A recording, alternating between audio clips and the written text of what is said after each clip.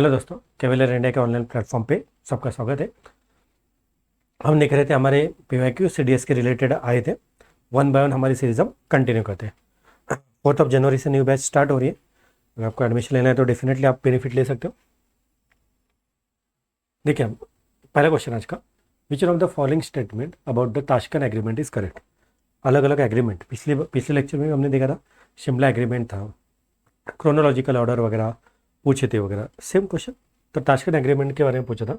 It was an agreement between India and USA. तो पहला तो रॉन्ग था, सोवियत यूनियन के बीच में नहीं था।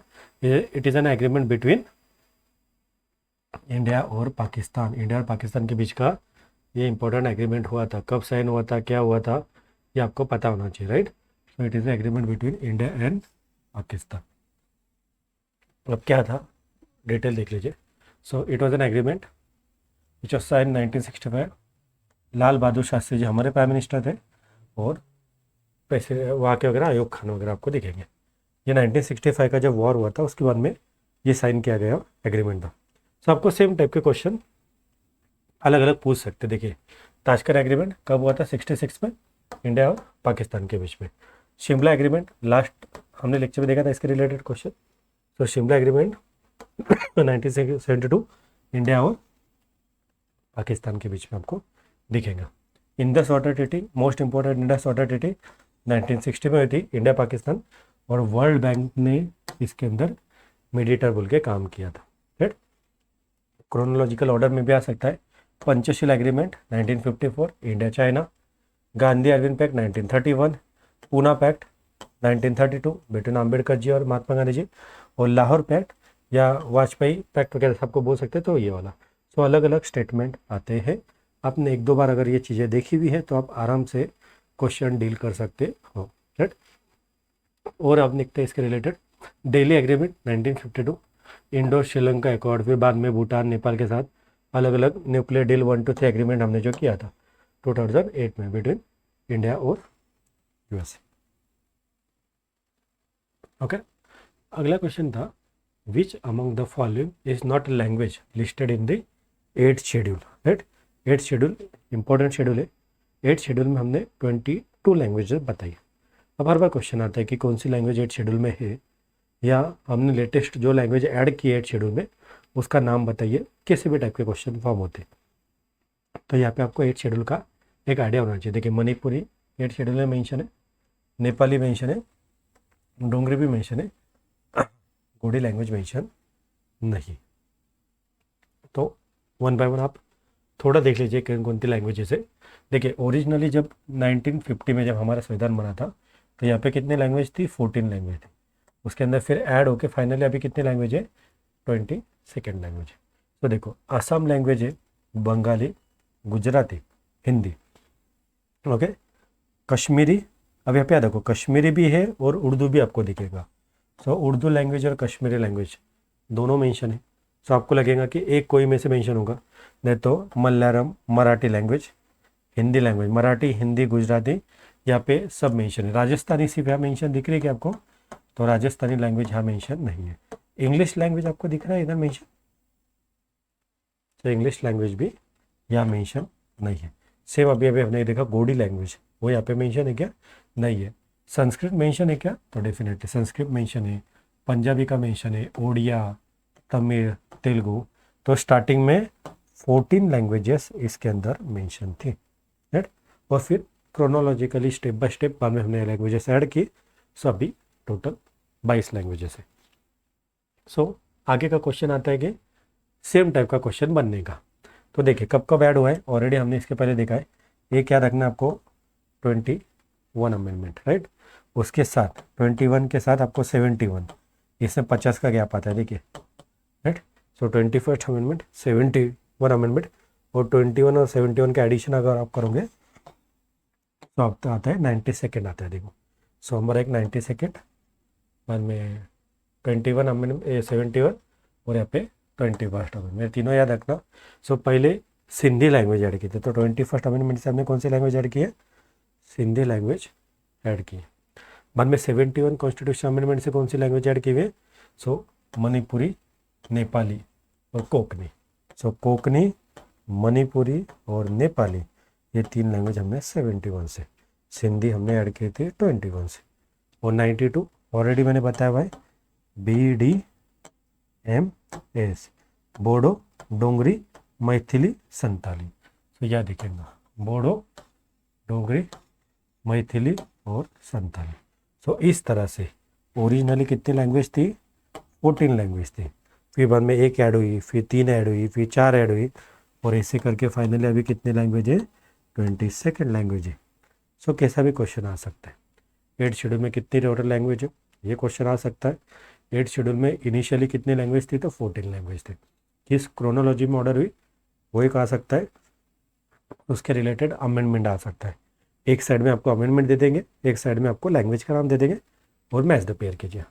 ओके, सो बेसिक क्वेश्चन है, अगर आपने पढ़ा हो सो डील होने जैसा क्वेश्चन है, अगर आपको प्रॉपर क्रोनोलॉजी पता हो तो। ठीक है, ये चीज़ें याद रखना, ये नोट डाउन कर लीजिए। मेन है ना, आप लेक्चर देखते हुए अगर आप नोटबुक लेकर बैठ रहे हो और ये चीज़ें लिख के निकाल रहे हो तो आपको ज़्यादा फ़ायदा है ना, क्योंकि वो ज़्यादा है कि लॉन्ग टर्म के लिए आप कितना उसको याद रख पा रहे हो चीज़ों को। ठीक है, सो आप नोट डाउन कर लीजिए, बेटर होगा आपके लिए। राइट, ये हमारी सब फैकल्टी है, आपको यहाँ पे एक्सपर्ट सब गाइडेंस मिलेगा। इसके अंदर आपको ऑलरेडी प्रिंटेड फॉर्म में नोट्स अवेलेबल किए जाएंगे, PYQ बेस आपका पूरा स्टडी मटेरियल होगा, और ज़्यादा से ज़्यादा रिवीजन कैसे आप कर सकते हो वीकली बेसिस के ऊपर टेस्ट सीरीज़ का अरेंजमेंट किया जाएगा, जिससे होलिस्टिक वे में आपका प्रिपरेशन हो। सो 4 जनवरी से बैच स्टार्ट हो रहा है। राइट, अगला देखो, who among the following was India's first woman chief minister. अब है ना, फर्स्ट चीज़ें आपको पता होना चाहिए, वो भी फीमेल रिलेटेड रही तो आपको ज़्यादा स्पेसिफिकली पता होना चाहिए। फर्स्ट फीमेल चीफ मिनिस्टर कौन है हमारी, फर्स्ट फीमेल गवर्नर कौन है, ऐसे बहुत सारे क्वेश्चन हमारे बन सकते हैं। राइट, तो यहाँ क्वेश्चन था कि फर्स्ट फीमेल चीफ मिनिस्टर हमारे पूछे थे, तो सुचेता कृपलानी जी हमारे फर्स्ट फीमेल CM है। तो फर्स्ट फीमेल CM पूछा था, और फर्स्ट फीमेल गवर्नर अगर क्वेश्चन होता था तो सरोजिनी नायडू ऑप्शन आता था। तो कैसे भी क्वेश्चन वगैरह बन सकते हैं। तो सुचिता कृपलानी जी इंडिया फर्स्ट वुमन CM, उन्होंने उत्तर प्रदेश से बने थे 1963 से लेकर 1967 के बीच में। सो 1 बाय 1 आपको क्या इंपॉर्टेंट है कि अब तक कौन कहा फर्स्ट बनाई। जैसे कि फर्स्ट प्रेसिडेंट आपको पता है डॉक्टर राजेंद्र प्रसाद जी थे, first vice president doctor Sarvepalli Radhakrishnan ji थे, first prime minister Jawaharlal Nehru ji थे, first woman prime minister Indira Gandhi ji, first woman president Pratibha Patil ji थे, first chief justice of India HJ Kania. अब यहाँ पे मैंने मिक्स दिया है, और first woman chief minister already हमने देख लिया, दैट इज सुचेता कृपलानी जी थे। उसके अलावा first woman governor Sarojini Naidu. हमारे को एक ऑप्शन दिया था ना कि फर्स्ट, अगर आपको फ्यूचर में क्वेश्चन आ रहा है कि फर्स्ट फीमेल गवर्नर कौन है, तो सरोजिनी नायडू जी है, और CM ऑलरेडी हमने किया है। First Lok Sabha speaker GV Mavalankar ji थे, first woman Lok Sabha speaker Meira Kumar ji थे। फिर बड़ा अलग है, फर्स्ट इलेक्शन कमीशन नॉर्मल Sukumar Sen, first woman IPS officer Kiran Bedi ji, first woman IS officer. So आपको किसी भी क्वेश्चन आते हैं, ये आपको लिस्ट दी है, ध्यान से देखते जाइए, जितने आपको इंपॉर्टेंट लग रहे आप नोट डाउन कर लीजिए। राइट, फिर साइंस टेक्नोलॉजी के अंदर भी मैंने दिया है, first satellite of India Aryabhatta था 1975 का, first indigenously build satellite Rohini था, फर्स्ट न्यूक्लियर टेस्ट हमने पोखरण 1974 किया था, इसका मैंने आपको नाम बताया था। राइट, 2 बार हमने न्यूक्लियर टेस्ट किए, पहले 1974 में किया है और सेकेंड 1998 में किया है। जो 1974 में हमने टेस्ट किया था it is a smiling Buddha, वो जो 1998 में किया था दैट इज ऑपरेशन शक्ति। सो स्माइलिंग बुद्धा नाम पूछ सकते, कब किया वो भी पूछ सकते। इसके अलावा भी अलग अलग मैंने दिए भाई, first governor of RBI CD Deshmukh ji थे। Right, first bank in India bank of Hindustan बनी थी। सो यह आपको दिख जाएंगे जो भी इंपॉर्टेंट चीज़ें है। फर्स्ट ओलंपिक में मेडल किसको मिला था, या फर्स्ट इंडिया वुमन जूनियर वगैरह, first Indian woman to climb the Mount Everest, ये एक बार देख लीजिए। स्पोर्ट्स के related award, first Bharat Ratna award Rajagopalachari ji को मिले हुए यहाँ पे 3 आर आता है, राजगोपालाचारी, राजेंद्र प्रसाद और एस राधाकृष्णन। और first woman Bharat Ratna award Indira Gandhi जी को मिला है। ये सब याद रख लीजिए, राइट। इंटरनेशनल लेवल के ऊपर भी फर्स्ट इंडियन जो स्पेस में गए थे राकेश शर्मा जी, आपको पता होगा। हमारे पास फर्स्ट टाइम ट्रेन 1853 में बॉम्बे टू ठाणे के बीच गए थे, आपको पता है। फर्स्ट मेट्रो कोलकाता 1984 में। बाद में फिर आपका एक्सप्रेसवे कौन सा था फर्स्ट, वैसा question, right. First woman president, ये फिर स्पेसिफिकली वुमन के रिलेटेड मैंने एक जगह पे दिया है, वो भी आपको हेल्प होगा। तो ये आप देखते जाइए, नोट डाउन कर लीजिए, स्टॉप करके जितना इम्पोर्टेंट चीज़ें हैं आप लिख लीजिए। मेन पर्पज़ क्या है समझ रहे हो क्या आप? आपको एक क्वेश्चन अगर आ रहा है तो उसके सराउंडिंग अगर आप डाटा एक कलेक्ट करके एक जगह पे कंपाइल करते हो तो उसका आपका फ़ायदा क्या होगा कि एग्ज़ाम के टाइम पे आपको यहाँ वहाँ सर्च नहीं करना पड़ेगा। सो अगर एक पूछा गया है तो सेम टाइप का पैटर्न रिपीट हो सकता है, ऐसा आप एजम्पशन करते भी हो और इम्पोर्टेंट चीज़ें नोट डाउन करके भी रखते हो, तो ये डेफिनेटली आपकी मेहनत एफर्ट वगैरह एग्ज़ाम के टाइम पे बचाएगा, राइट। सो यहाँ दूंगा मैंने कि जिसके जो रिलेटेड उसके रिलेटेड जितने भी इंपॉर्टेंट चीज़ें आपको यहाँ पे प्रोवाइड की जाएंगी। जस्ट प्रोवाइडेड डेट है कि आपको रिवाइजन करना है ना, आपको जो भी सब्जेक्ट जो भी नोट्स वगैरह प्रोवाइड की जा रही है आपको उसको अच्छे से रिवाइज करना है, वही चीज़ इंपॉर्टेंट है, राइट। अगला था which of the following statement is correct, जो भी था। तो C Rajagopalachari ji was the first recipient of Bharat Ratna, और सेकेंड था Pandit Deendayal Upadhyaya initiate the concept of integral humanism. Actually ये दोनों के दोनों स्टेटमेंट राइट थे, right. Bharat Ratna award important award है, इसके रिलेटेड क्वेश्चन आते हैं, सो देख लीजिए। पहला स्टेटमेंट राइट है। हमारे पास पहली बार जो थी फर्स्ट भारत रत्न हमने जो दिए थे, आपको याद रखना है। सो RRR मूवी देखा होगा ना आपने, RRR मूवी। सो RRR याद रख लीजिए। एक राजगोपालाचारी जी हमारे थे फर्स्ट रिसिप्टेंट, उनके अलावा सर्वपल्ली राधाकृष्णन जी थे और CV रमन जी थे। रमन जी, राधाकृष्णन जी और राजा जी या राजगोपालाचारी जी, ये हमारे 3 सबसे पहले भारत रत्न मिलने वाले फर्स्ट 3 1954 में भारत रत्न दिया गया था। सो ये स्टेटमेंट आपको, अब अभी हमें राजा जी का नाम पूछा है, कल जाके आपको सर्वपल्ली राधाकृष्णन जी का नाम पूछ सकते या CV रमन जी का भी नाम पूछ सकते हैं। रमन इफेक्ट के बारे में आपने पढ़ा होगा, रमन इफेक्ट क्या होता है साइंस में। सो ये चीज़ें याद रख लीजिए कि फर्स्ट टाइम भारत रत्न किन्हें दिया गया था। और सेकंड में करेक्ट था पंडित दीनदयाल उपाध्याय, उन्होंने वो जो कंसेप्ट थे उसे पॉपुलराइज किया था, integral humanism, right. So both the statement are right. Same type के क्वेश्चंस आते हैं, आप याद कर सकते हो। अगला था which of the following institution, आप अलग अलग इंस्टीट्यूशन दिया था और उसके ये पूछे थे कि ये क्या है, उसके हेड क्वार्टर्स का ऊपर, right. So which of the following pair of the institution and their location are correctly match, correctly कौन से मैच हो रहे वो आपको पूछा था, राइट। सो पहला था Indian institute of advance study, right. Second था Indian institute of public administration और थर्ड था Sushma Swaraj institute of foreign service. अब ये बहुत सारे इंस्टीट्यूशंस आपको पढ़ने में मिलेंगे। सो इम्पोर्टेंट जो भी नेशनल लेवल के इंस्टीट्यूशन है आपको एक जगह पे दे दूंगा मैं कि हाँ बाबा आपको इतना तो भी 10, 12, 15 जो भी इंपॉर्टेंट है वो आपको दिए जाएंगे, आपको जस्ट उनको 1-2 बार देखना है, उतना ही याद रखना है। अगर उसमें से क्वेश्चन आता है तो आप डील कर सकते हो, राइट। सो ऐसा नहीं है कि आप कितना पढ़ते बैठे हो कि हर एक इंस्टीट्यूशन उसका हेडक्वार्टर याद करना है, ऐसा नहीं होता है। जो यानी कि प्रीवियस ट्रेंड देखते हुए एक आइडिया आता है कि कौन सा इंपॉर्टेंट इंस्टीट्यूशन है जिसके ऊपर क्वेश्चन बन सकते हैं। तो यहाँ पे आप देखोगे तो फर्स्ट 2 स्टेटमेंट राइट थे, Indian institute of advance study Shimla में और पब्लिक एडमिनिस्ट्रेशन नई दिल्ली में, but third statement is wrong था, ये नैनीताल नहीं है, यहाँ पे भी नई दिल्ली ही आता है।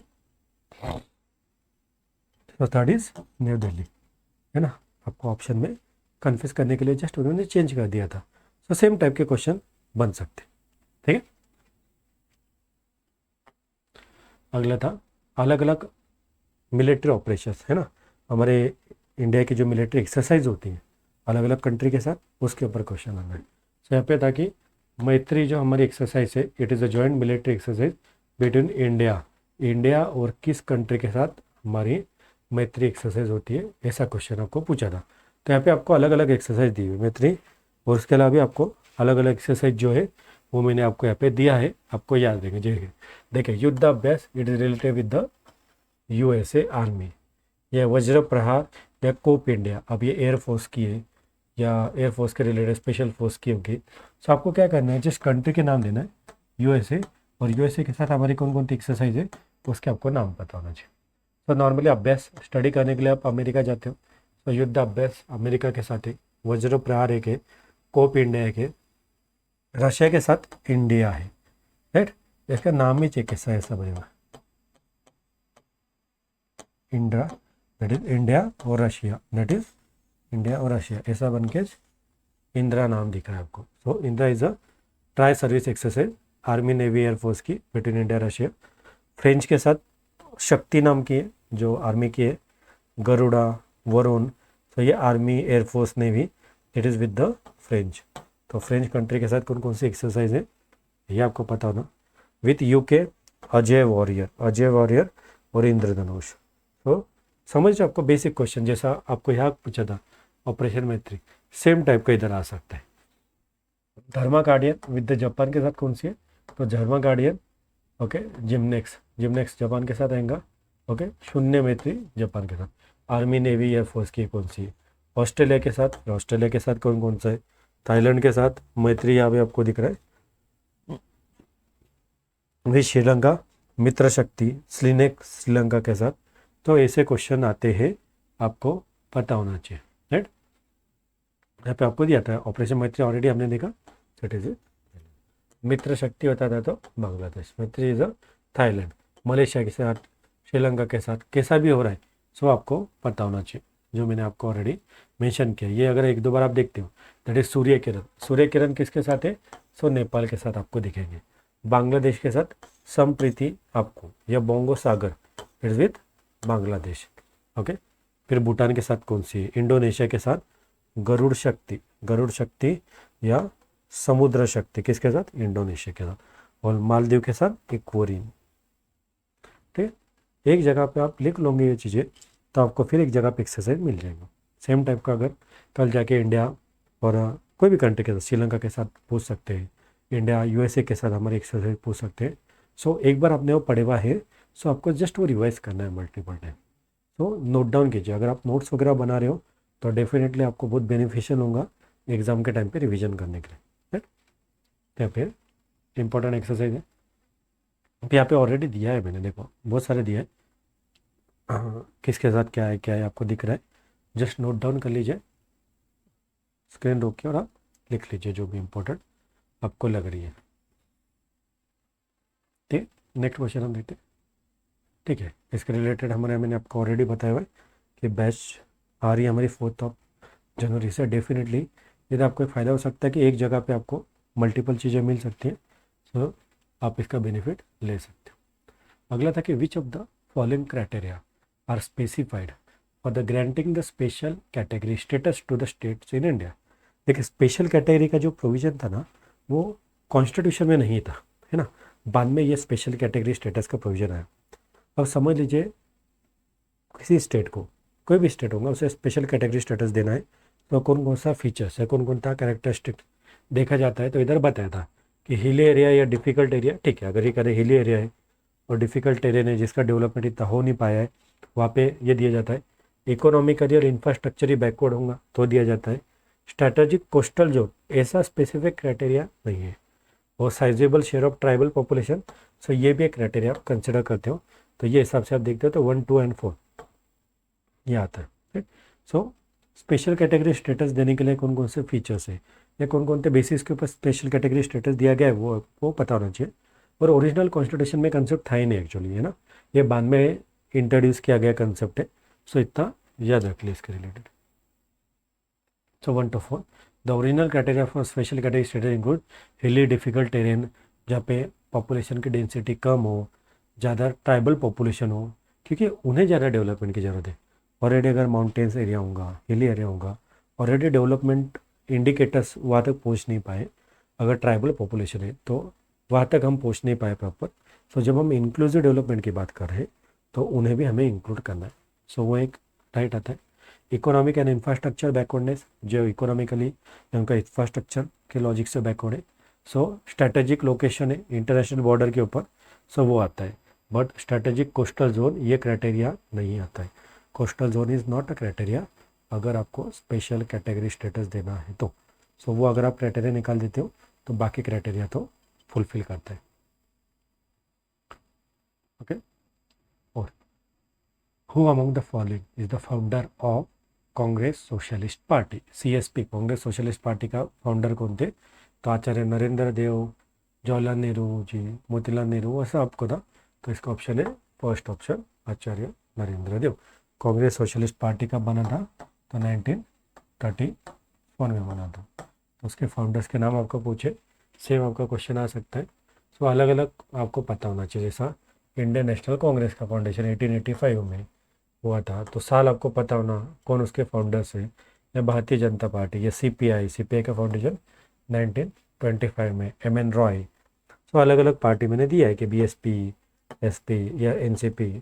सो आप एक बार देख लीजिए, जो भी आपको इम्पोर्टेंट लग रहा है वो लिख लीजिए। एटलीस्ट जो हमारी नेशनलिस्ट पार्टी होती है उनका आपका फाउंडेशन, या इंपॉर्टेंट स्टेट पार्टी होती है प्री इंडिपेंडेंस एरा में भी, जैसा कांग्रेस सोशलिस्ट पार्टी, जिनका फ्रीडम मूवमेंट के अंदर इंपॉर्टेंट कंट्रीब्यूशन होगा। सो उनका फाउंडेशन और उनके जो भी फाउंडर होंगे उनके अगर आपको बेसिक नाम भी पता है तो भी आप ऐसे क्वेश्चन कर सकते हो। राइट है। फिर आपको है आम आदमी पार्टी 2012 में बनी थी, ऑल इंडिया अन्ना द्रविड़ AIDM जो हम देखते हैं। राइट। बाकी के भी आप याद रख सकते हो, जो जो आपको इंपॉर्टेंट लग रही है आप लिख सकते हो। फिर RJD आपको दिख रही है यहाँ पे, JD सेक्युलर, जितनी वगैरह, ये कांग्रेस सोशलिस्ट पार्टी जो ऑलरेडी हमने देखी 1934 में बनी थी अंडर आचार्य नरेंद्र देव। समझ रहे हो? सो ये इतने क्वेश्चन आज के लिए हमने किए। हमारी 4 जनवरी से न्यू बैच स्टार्ट हो रही है, जैसा मैंने आपको बताया। सो याद रख लीजिए, बेसिक क्या है ना, PYQ से एक आपको एक जजमेंट कैसा आएगा, पढ़ाई में आपको डायरेक्शन मिलने वाला है, ये तो एक डेफिनेटली। और अननेसेसरी आप पढ़ते नहीं बैठोगे, क्योंकि सिलेबस बड़ा होता है ना। हमें लगता है कि सभी चीज़ें इंपॉर्टेंट है, हम सब चीज़ें पढ़ने लगते हैं, बट वो चीज़ नहीं है। अगर कॉम्पिटिटिव एग्जाम में सक्सेसफुल बनना है तो आप कितना टू द पॉइंट पढ़ रहे हो, है ना। जो एग्ज़ाम में पूछा जा रहा है, जो एग्ज़ाम की डिमांड है, अगर आप उतना फुलफिल कर पा रहे हो और उतना पढ़ पा रहे हो तो आप टारगेट रीच कर सकते हो। सो वही इंटेंशन है कि आप एग्ज़ाम ओरिएंटेड पढ़ो। उसके लिए ऑप्शन सबसे बेस्ट है PYQ का एनालिसिस करो। जितना PYQ आपको होल्ड रहेगा, जितना PYQ आपको पता रहेगा, आपको पता रहेगा कि कौन सी चीज़ों के ऊपर आपको फोकस करना है। राइट। सो हम हमारे ये सीरीज जो है वो कंटिन्यू करेंगे। अगले टॉपिक में हम जो अलग अलग क्वेश्चंस, अलग अलग टेस्ट में पूछे गए थे हमारे CDS में, अभी ज्योग्राफी रिलेटेड हमारे क्वेश्चन डिस्कस करना बाकी है। सो हम ज्योग्राफी के क्वेश्चन नेक्स्ट इसमें मिलते हैं। सो ऑल द बेस्ट, सबको मिलते हैं नेक्स्ट लेक्चर।